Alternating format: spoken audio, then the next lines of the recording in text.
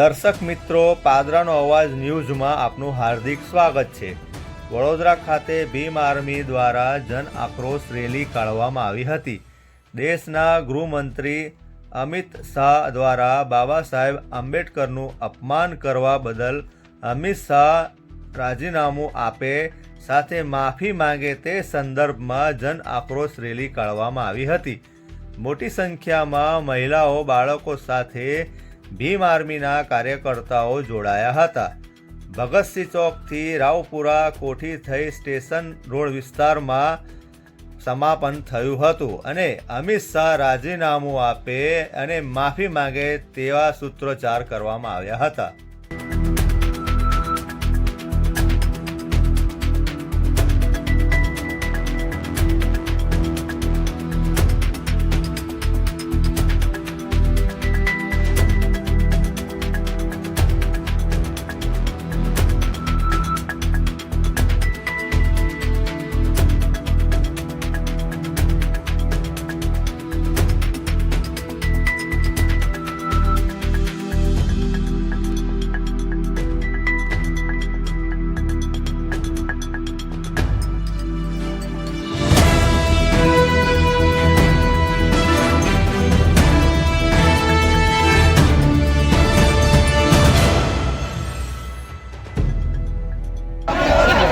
जय भीम, जय संविधान, जय मूल्यवासी, जय आदिवासी, जय जोहार, जय मीम। आज रोज वडोदरा जिल्लाના बहुजन समाज દ્વારા SC, ST, OBC માઇનોરિટી સમાજ દ્વારા જન આક્રોશ રેલીનું આયોજન કરવામાં આવ્યું હતું।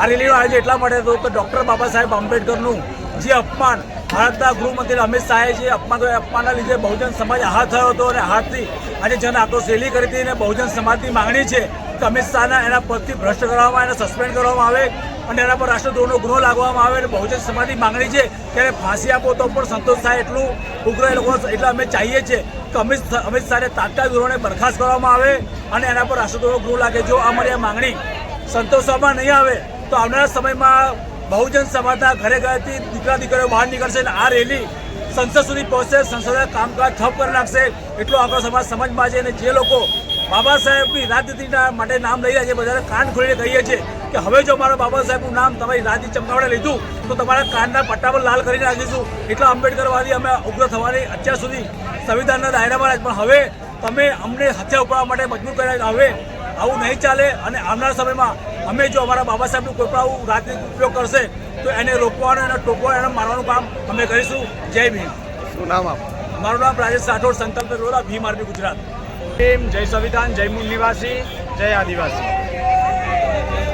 ભારતના ઇતિહાસમાં નહીં પરંતુ વિશ્વના ઇતિહાસમાં કાળો દિવસ એટલે ભારતના સંસદની અંદર આપેલું ચાણક્યનું એનું નિવેદન।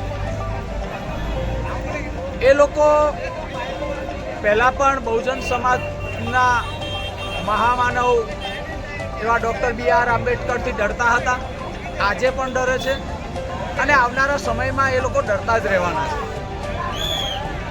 સ્વર્ગ અને નર્કની શરૂઆત ત્યારે થઈ જ્યારે આ ધરતી પરથી જ્યાં આજે આ મહારેલીનું આયોજન થયું ત્યાં બાબા સાહેબ આંબેડકરે જે સંકલ્પ લીધો ને સંકલ્પ લીધા બાદ જે દિવસે બહુજન સમાજ અને સર્વ સમાજ માટે જ્યારે સંવિધાન રચાયું અને એમાં તેમના મૂળભૂત અધિકારોની વાત કરવામાં આવી તે દિવસે અમારું સ્વર્ગની શરૂઆત થઈ।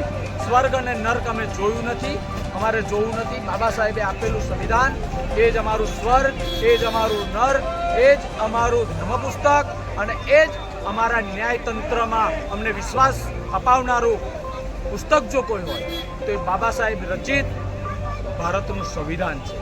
જય ભીમ, જય સંવિધાન। મારું નામ મકવાણા મહેશભાઈ કનુભાઈ, ભીમ આર્મી ગુજરાત પ્રદેશ પૂર્વ ઉપાધ્યક્ષ।